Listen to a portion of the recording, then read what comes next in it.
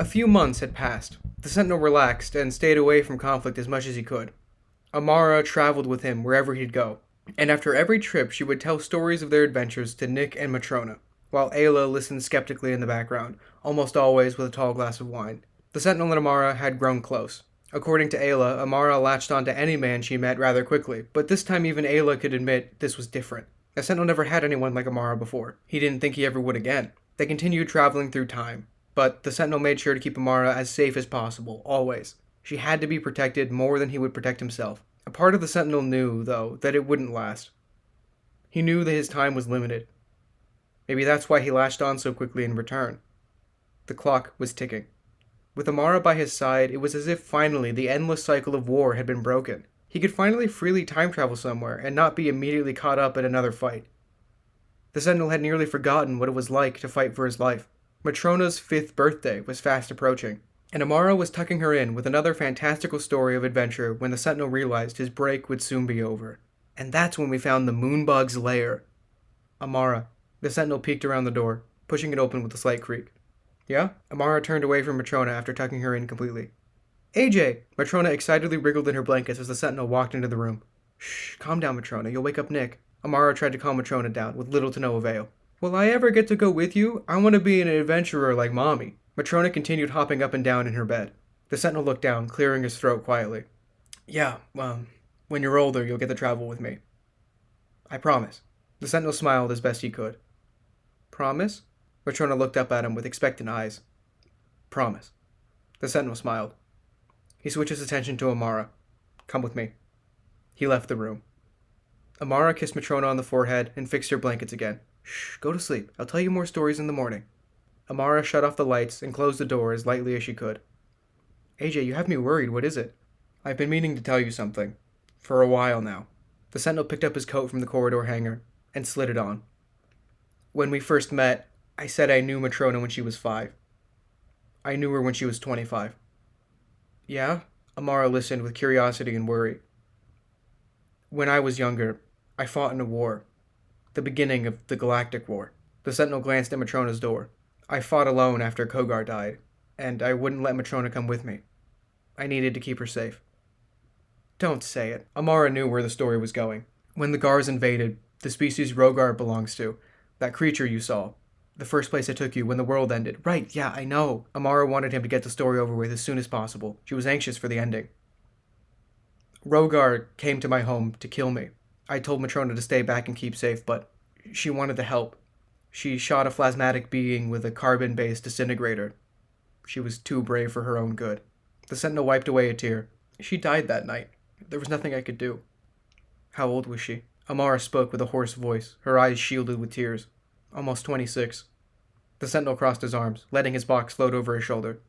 Your age. You didn't think to tell me this sooner? Amara couldn't hold back her crying.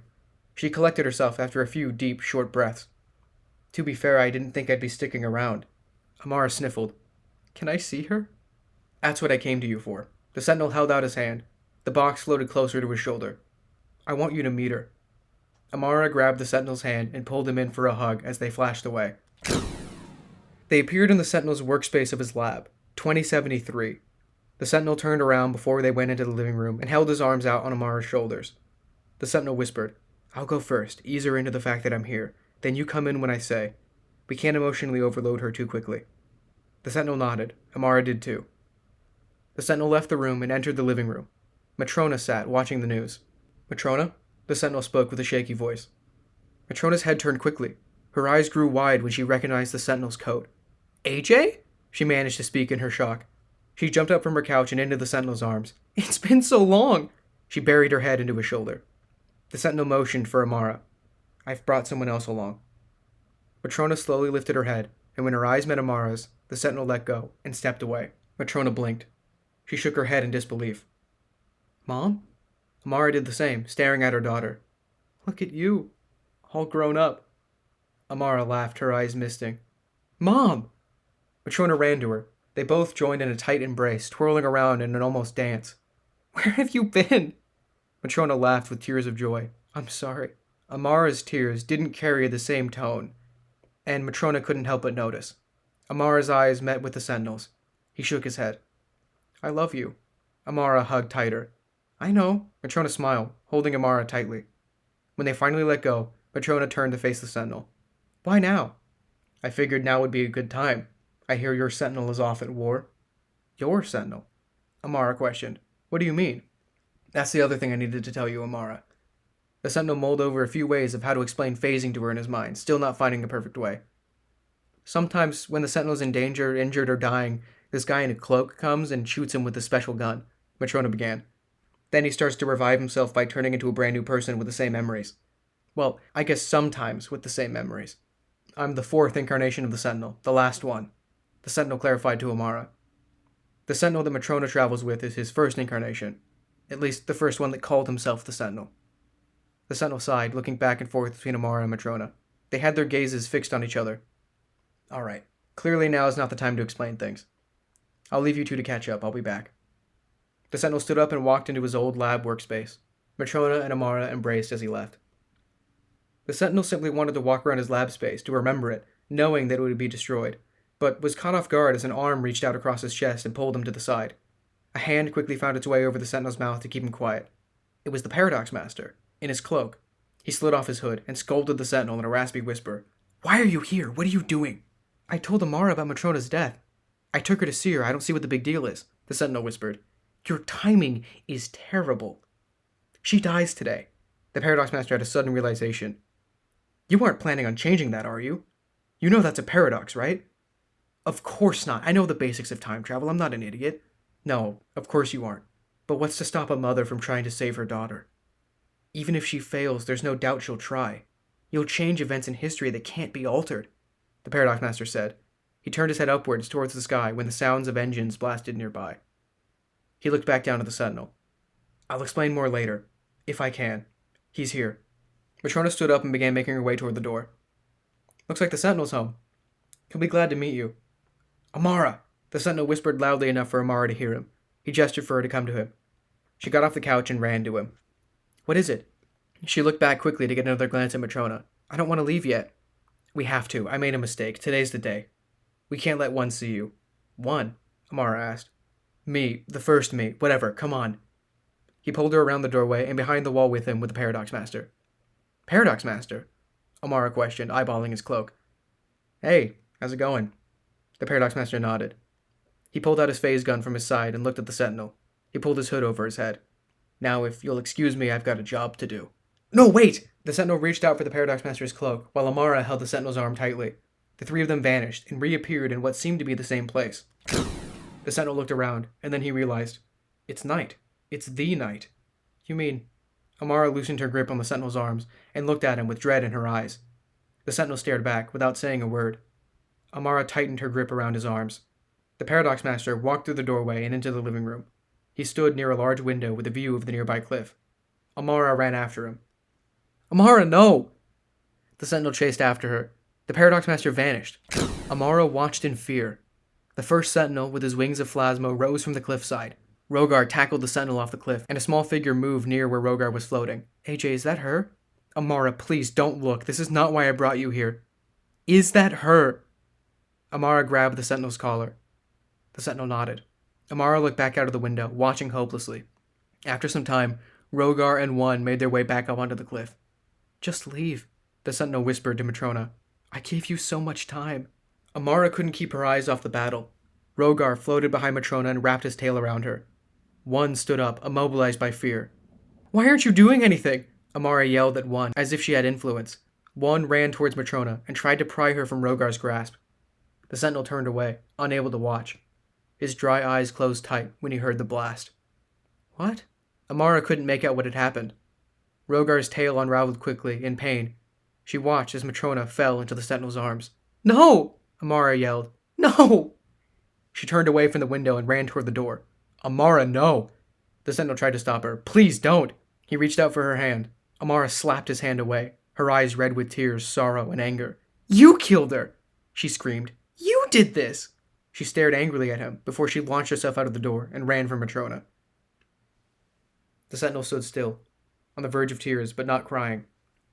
Emotionless, he stood, staring forward with his stone-cold face and unblinking eyes. He held his hands up to his face so he could see them. I did this. No! Amara ran toward Matrona's body. She stopped and stumbled back when one launched himself into the sky. The Sentinel stood behind her. Amara, please, we can go and forget this ever happened. Forget it! She turned around with force. Forget it! She repeated herself. Is that what you do? She pulled out her pistol and pointed it at the Sentinel. Forget that you killed her? She yelled. The sudden explosion of Illuciferium in the sky above, and the impact shockwave of one's falling body hitting the ground near her startled her. The Sentinel shot the gun in her hand with a small plasma bullet from his fingers while she was distracted. Amara looked up at the explosion in the sky, Matrona's body on the ground, and the remains of her pistol at her feet. Is that all you're good at? Destroying things? Amara kneeled down and picked up the pieces of her gun and threw them at the Sentinel. He stayed still and silent with every blow. The Paradox Master flashed into view, wearing his cloak and wielding his phase gun. The Paradox Master pointed the gun at one's dying body. Your job isn't done. I'll give you another chance. Don't get used to it. He blasted one in the face with a shot from the gun. Strong, bright plasmatic flames engulfed him, revitalizing him, repairing him, and changing him. Amara couldn't help but watch in awe as the near-dying man was revived into a brand new man. She looked up at the Paradox Master. Save her, she spoke softly, gesturing toward Matrona. The Paradox Master glanced at the Sentinel, with pain and understanding in his eyes. The Sentinel looked back at him, pondering. I can't do that. The Paradox Master's cloak vanished in a puff of black smoke.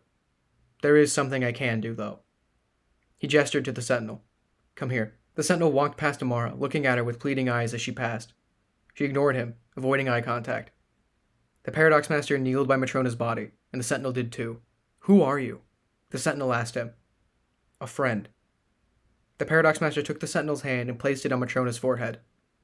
The Sentinel spread his fingers and lifted his hand, so that only his fingers touched her. The Paradox Master stood back. Remember, he spoke in a soft whisper. Amara couldn't help but watch with curiosity and hope. Plasma seeped through Matrona and wrapped its way around the Sentinel's fingers. Hundreds of thousands of ethereal, whispering voices were carried with it as the plasma concentrated itself in a sphere underneath the Sentinel's palm. Color drained from Matrona's face, and the remnants of life were gone. The plasma twirled in the Sentinel's hands. Whispers floated from the plasma. It's been a long time coming. Dad, no! The whispers faded until one last one could be heard. One whisper that the Sentinel could remember. He felt its sting. I did too. The Sentinel stood up, holding out his hand, and the plasma orb in it. The Paradox Master cupped his hands underneath it, and with a massive burst of bright purple flames, the orb condensed. The Paradox Master stepped away, and in the Sentinel's hands sat a bright, glowing crystal. The Sentinel stared at it. It seemed alive. He looked up at the Paradox Master. What is it? Amara questioned, fixating her eyes on the crystal. A Rêve stone. The Paradox Master looked at Matrona's body. All of her memories, the essence of Matrona as a person, all condensed into a plasma crystal. The Paradox Master tilted his head upwards toward the Sentinel. That crystal you're holding right there is Matrona. Can we bring her back? Amara asked, hopeful. The Paradox Master hesitated. No. He cleared his throat, but you can keep her with you. The Sentinel grasped the crystal tightly and lowered his hand. The Paradox Master was about to leave, but the Sentinel stopped him. Your amulet. He gestured toward the Paradox Master's necklace with a plasma crystal in it. You have one too? The Paradox Master smiled and looked up at the Sentinel. We all have someone special to us, Sentinel. He glanced at Amara, nodded, and vanished. Sentinel? Amara clenched her fists, and her eyes shut. I want to go home. The Sentinel nodded, holding on tight to the Rêve stone. He placed his hand lightly on Amara's shoulder. She flinched, and they flashed away.